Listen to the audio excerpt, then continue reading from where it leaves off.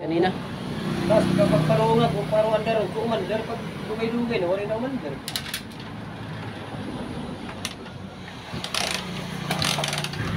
Rusi mga idol, ang sabi po ng customer natin ay pinark niya po, no? Nagpunta po sila ng piyesta. Ayan, umaandar naman yung kanyang motor kanina. Tapos nung kanyang pinark at paalis na po sila, sinusi niya ay hindi na po ito umandar, no? Hindi na po umandar yung kanyang motor. So ano nga ba yung problema? May mga ganito klaseng sitwasyon. Ano yung titignan natin? Paano natin ito susolusyunan? At paano natin gagawan ng remedyo yung problema na ganito. Alright, kung may ganito kayo sitwasyon sa inyong mga motor, ay sana magustuhan nyo yung video na ito. Alright, so umpisa na natin to.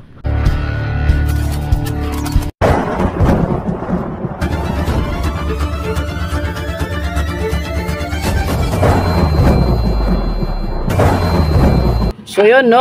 Ang una titignan natin dyan mga idol, yung ating ignition switch, yung ating susian. Check muna natin sa part ng red wire na papasok ng harness. Papakickstart natin. Yun, umilaw. So bakit ko pinapakickstart? Kasi walang battery. Ayan. So ibig sabihin na supply pa po galing ng regulator. Ibalik muna natin. Ayan. Tapos i-on natin yung kanyang susi. Ayan mga idol, naka-on na. Tutusukin natin yung block. Ipapakickstart natin uli sa ating tropa. Sige, apa niya. Kickstart, yun. So walang lumalabas na kuryente. So ibig sabihin, no, yung may problema lang dyan yung kanyang ignition switch. So yung mga idol, para mapaliwanag ko na maayos, ito po yung ating susi, no. Yung sa Rusi mga idol ay dalawa lang po yung wire na galing po sa ating harness. Halimbawa ito yung wire ng harness. Ayan, harness to mga idol, harness. Yung ating wiring harness. Tapos ito yung ating susi, ignition switch. Yan mga idol. Yan, cross. Sa ating ignition switch ng Rusi ay may makikita kayo dyang apat na wire mga lods. Apat yung nandyan, red, green, black wire, solid black, at saka yung pang-ahuling wire ay yung black na may guhit na white. Yan. So yung black na may guhit na white, kill switch yan. Tapos yung red, yan yung galing battery, no? Yung red natin, ito po yung galing siya ng battery. Ayan, tapos yung green, ground yan mga idol. Ayan, green ground. Tapos black, ACC wire. Yan, accessories wire. Tapos yung black na may guhit na white, kill switch yan. Yun. So yan po yung makikitang wire sa ating ignition. Pero ano po yung wire na gumagana dyan? Dalawa lang. Yung black lang, yung red lang at saka yung solid black. No, yung green at saka yung black na may guhit na white, hindi po walang connection yan, no? Ito po yung ating harness. Yung makikita mong wire dyan, dalawa lang. Si red lang at saka nagaling ng battery, at saka si black na ating accessories wire, no? Sila lang po yung wire na nasa ating ignition switch, no? Nagmukhang simbahan na tuloy. So lipat tayo sa baba. So ito po yung ating susian. So sa babang part niya mga idol, mayroon po dalawang wire, which is yung red at saka yung black. So ito yung harness. Papasok yung red dito sa kulay red. Pag sinusi natin na on sa susi, lalabas po naman yung kuryente dito sa black. Tapos papunta na uli sa ating harness, no? Harness. Yun, so sana nag-gets nyo po. Okay?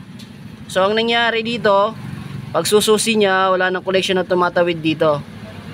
Ayun, pumapasok lang dito, hindi lumalabas dito. Okay? So susi may problema, kaya ginawa natin, dinirect na lang po natin. Okay? So yung mga tropa, no, so sana nakuha nyo yung paliwanag natin doon. Ayan, so ulitin natin. Tusukin muna natin itong red. Ayan, para mas malinaw. Okay, so Kuryente yan. Yun, umiilaw si red, si black naman. Papakickstart natin habang ginagalaw-galaw yung susi. Ayun, so wala talaga. So may problema na talaga yung kanyang ignition switch. Yun, yung susi niya may problema. Ang gagawin natin solusyon dito ay dadirect na lang muna tayo para may magamit lang si tropa kasi wala siya ngayong budget pambili po ng ignition switch o ng susian.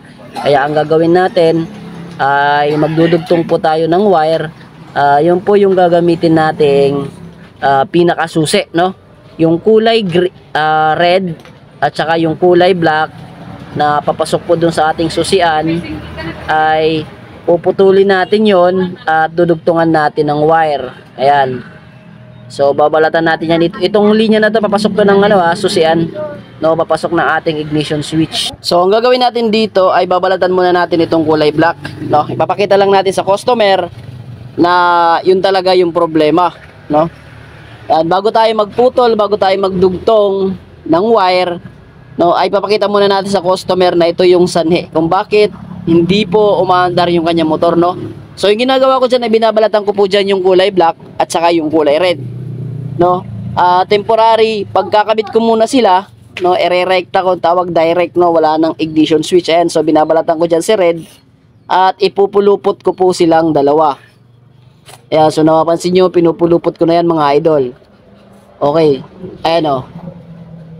Yon, so pinulupot ko na po yan mga idol. Ayan, tignan natin, no, yung solid black at saka yung red. So tignan natin kung may kuryente, paki-start natin. Oh, may doon na. Okay na. Susi daw lang, no? So yung mga idol, no, lumabas na po yung kuryente sa ating tension wire. Balik muna natin itong kanyang kuwago o yung kanyang spark plug cap para natin matry, no? Papaandarin natin kung okay na po, no, kung ito ba ay gagana. Kasi nagpalit nga sila ng spark plug kasi ang sabi spark plug lang daw. Ayan, so hindi nila napansin na walang kuryente. Okay. So ngayon, paandarin na po natin. Ayan. Try natin start. Okay. Meron, nakachok. Ha? Meron nakachok. Hindi na. Kasi may problema amin eh. Ha? Pumunta lang talan wire nga ni gawas. Sige ba? Parong-parungan ni mo. Ay, diri na, disusi. Ore, kayo ba titsim susit gawa? Mismo. Orikta na itong. Init gawa. Hindi rin natabukit ko rin. Ini nga. Susiyan. Oo, ito mismo. Ini, pero ba ini? Sige, wala. Ito na lang ada. Butang kita no wire nga di. Amotin mo. Ang parang. Gara ako na lang. Oo. Wala niya problema.